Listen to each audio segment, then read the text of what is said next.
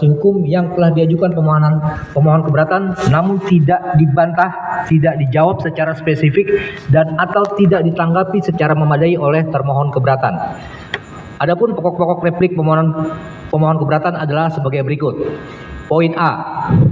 Terkait tanggapan terhadap jawaban termohon keberatan tentang cacat prosedural akibat pelanggaran azas proporsionalitas, audi et alteram partem, dan due process of law dalam tahap pemeriksaan pendahuluan dan proses pembuktian.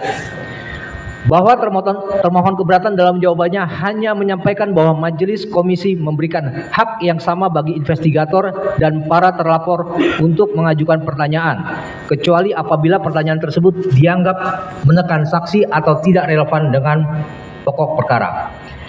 Bahwa termohon keberatan tidak pernah membantah secara spesifik mengenai adanya pembatasan jumlah pertanyaan, adanya ketidakseimbangan durasi dalam mengajukan pertanyaan, adanya perlakuan yang tidak setara antara investigator dan para terlapor, maupun fakta bahwa investigator memperoleh ruang yang lebih luas dibanding para terlapor dalam menggali keterangan saksi dan ahli. Bahwa dalam sidang pemeriksaan perkara akuo, termohon keberatan secara nyata membatasi hak bertanya pemohon keberatan dengan hanya memberikan kesempatan untuk mengajukan sekitar 2 sampai 3 pertanyaan saja kepada saksi maupun ahli. Bahkan termohon keberatan beberapa kali menyatakan bahwa pertanyaan lebih lanjut nanti bisa digali oleh kuasa hukum lainnya. Bahwa pendekatan demikian jelas keliru dan tidak dapat dibenarkan secara hukum karena masing-masing terlapor termasuk pemohon keberatan memiliki posisi hukum, kepentingan, perspektif, dan strategi pembelaan yang berbeda. Tidak mungkin seluruh kepentingan pembelaan tersebut diasumsikan dapat diwakili atau disubstitusikan oleh pertanyaan dari kuasa hukum terlapor lainnya. Poin B. Terkait termohon keberatan tidak menanggapi atau menjawab perihal penggunaan alat bukti secara tidak sah karena diperoleh setelah tahap pemeriksaan lanjutan selesai. Bahwa salah satu fakta yang secara khusus disoroti oleh pemohon keberatan dalam nota keberatan adalah adanya penggunaan data dan informasi tambahan yang diperoleh termohon keberatan setelah tahap pemeriksaan lanjutan selesai dilaksanakan. Fakta tersebut secara terang benderang terbukti dalam siaran pers KPPU nomor 19 tahun 2026 tanggal 24 Maret 2026. Bahwa dalam siaran pers tersebut termohon keberatan secara tertulis mengakui bahwa 2 hari menjelang pembacaan putusan perkara akuo pada tanggal 26 Maret 2026, termohon keberatan masih melakukan koordinasi secara aktif dengan instansi pemerintah terkait dalam rangka memperoleh data dan informasi tambahan yang disebut dapat digunakan guna semakin mengoptimalkan kualitas putusan. Bahwa dalam hukum acara persaingan usaha, setiap data, informasi, dokumen maupun alat bukti yang dijadikan dasar pertimbangan hukum oleh termohon keberatan wajib diungkapkan secara terbuka dalam persidangan dan diberikan kesempatan bagi yang setara kepada para pihak untuk mengetahui, menguji, membantah, memberikan klarifikasi dan atau memberikan tanggapan terhadap alat bukti tersebut. Bahwa oleh karena data dan atau informasi tambahan tersebut diperoleh di luar mekanisme pemeriksaan lanjutan, pemohon keberatan kehilangan hak hukumnya untuk menguji validitas, relevansi, akurasi, serta kekuatan pembuktian dari data atau informasi dimaksud. Bahwa terdapat adagium hukum yang menyatakan processus legis est ordo juris, yang berarti proses hukum merupakan bagian yang tidak terpisahkan dari tertib hukum itu sendiri. Oleh karena itu, apabila proses perolehan dan penggunaan alat bukti dilakukan dengan cara yang melanggar prosedur hukum yang berlaku, maka putusan yang dihasilkan menjadi cacat secara formil. Poin C. Terkait adanya perubahan atau renvoy substansi pemenuhan unsur barang dalam putusan termohon keberatan setelah pembacaan putusan. Bahwa dalam permohonan keberatan, pemohon keberatan telah secara tegas menguraikan adanya ketidaksesuaian antara putusan yang dibacakan dalam sidang pembacaan putusan dengan salinan putusan akuo yang kemudian diterima oleh pemohon keberatan, khususnya terkait pemenuhan unsur barang dalam konstruksi pasal 5 Undang-Undang Nomor 5 Tahun 1999. Bahwa pada saat putusan akuo dibacakan oleh majelis komisi dalam sidang terbuka untuk umum, unsur barang dalam pasal 5 Undang-Undang 5 Tahun 1999 secara jelas dinyatakan terpenuhi. Akan tetapi dalam salinan putusan akuo yang kemudian diterima oleh pemohon keberatan ditemukan adanya coretan perbaikan atau perubahan atau renvoy terhadap kesimpulan pemenuhan unsur tersebut, yaitu dari semula terpenuhi menjadi tidak terpenuhi. Bahwa apabila setelah pembacaan putusan dilakukan perubahan substansi terhadap status pemenuhan unsur barang dari terpenuhi menjadi tidak terpenuhi, maka tindakan tersebut merupakan tindakan yang melampaui kewenangan ultra vires. Karena sejak putusan dibacakan dan sidang ditutup, termohon keberatan pada prinsipnya telah kehilangan kewenangan untuk mengubah substansi putusan. Bahwa dalam prinsip peradilan yang adil, transparan, dan menjunjung due process of law, putusan yang dibacakan dalam sidang terbuka untuk umum pada prinsipnya merupakan putusan resmi yang mengikat para pihak. Oleh karena itu, perubahan substansi terhadap pertimbangan hukum maupun pemenuhan unsur pasal setelah pembacaan putusan tidak dapat dilakukan secara sepihak, tidak transparan, dan tanpa mekanisme maupun dasar yang jelas. Bahwa dengan demikian, putusan termohon keberatan patut dinyatakan mengandung cacat formil dan cacat prosedural karena terdapat perubahan substansi terhadap pemenuhan unsur pasal setelah pembacaan putusan tanpa penjelasan mekanisme maupun dasar hukum yang jelas dan transparan. Poin D. Terkait termohon keberatan tidak membantah dan menjawab argumentasi keberatan perihal adanya aturan yang bersifat memaksa dan keanggotaan asosiasi yang bersifat wajib.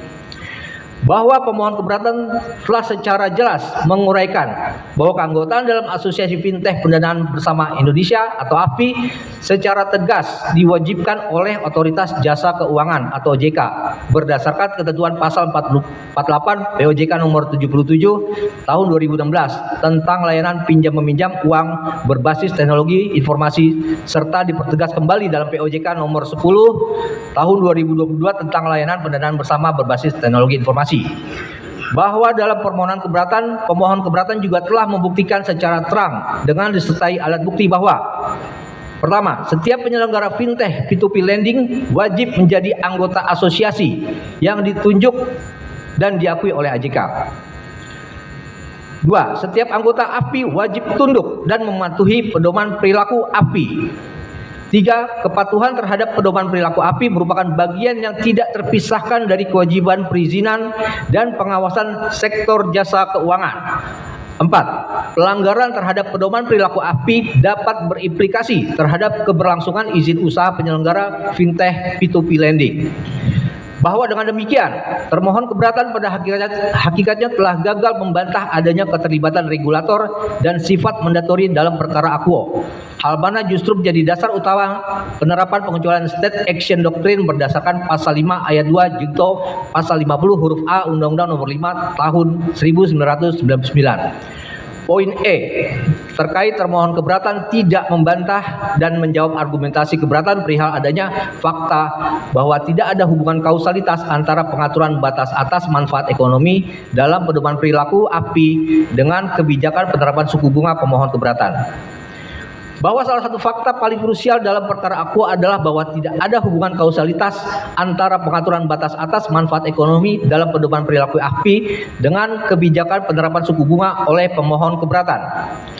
Bahwa pemohon keberatan telah menerapkan bunga atau manfaat ekonomi sebesar 0,7% per hari sejak tahun 2017 sampai dengan 2021, yaitu jauh sebelum adanya pengaturan mengenai batas maksimum manfaat ekonomi dalam pedoman perilaku AFPI pada tahun 2018.